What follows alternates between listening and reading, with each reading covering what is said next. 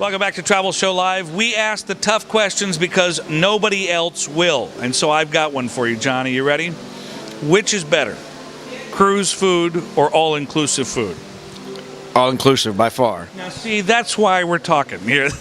John, thanks for being here, by the way. John Long, of course. This is our first meeting in person, and we're here in your neighborhood. That's right. I mean, we did a phone interview. Yeah, which is fun. Who would have thought we'd been here in our backyard? Yeah, I love it. I love it. Now, where are you based, by the way? I'm based in Atlanta, Georgia, okay. But I've been with the company for 13 years. Mm-hmm. I actually opened up the first resort down the road here in Playa Car, the Iberostar Toucan in Quetzal. Yeah.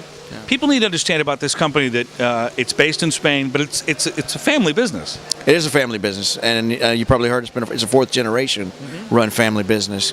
So it's been great. So throughout all this, the decision makers are just a handful of people, and it was easy to get things done.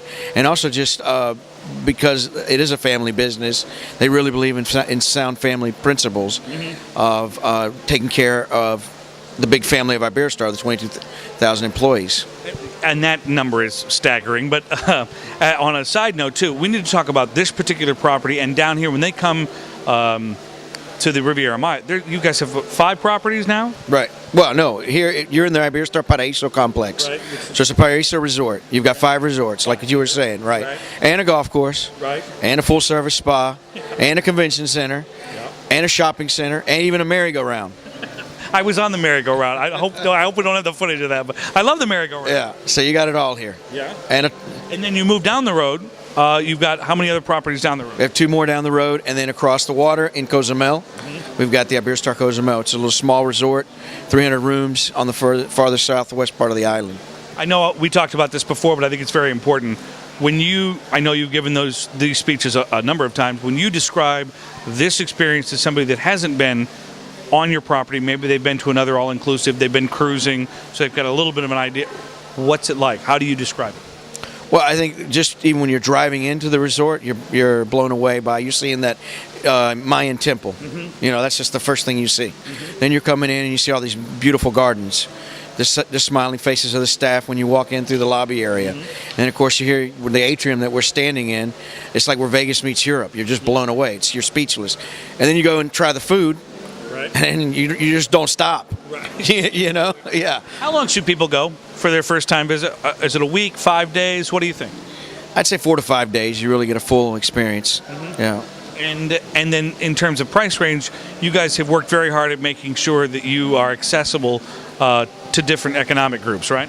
Right. We have, especially here in the complex, we've got a beach product, which is for young families, for people that are looking for value.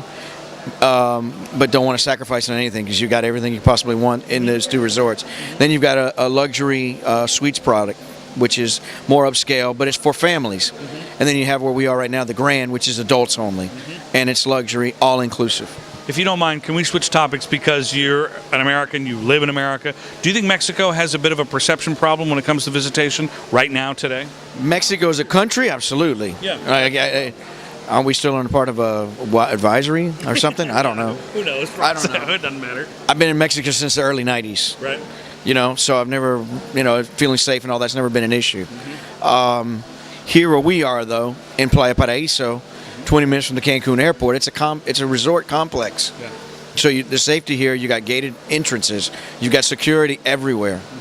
You don't feel it here. And this new campaign with Antonio Banderas, it's going to be a 3-year-long relationship to begin with.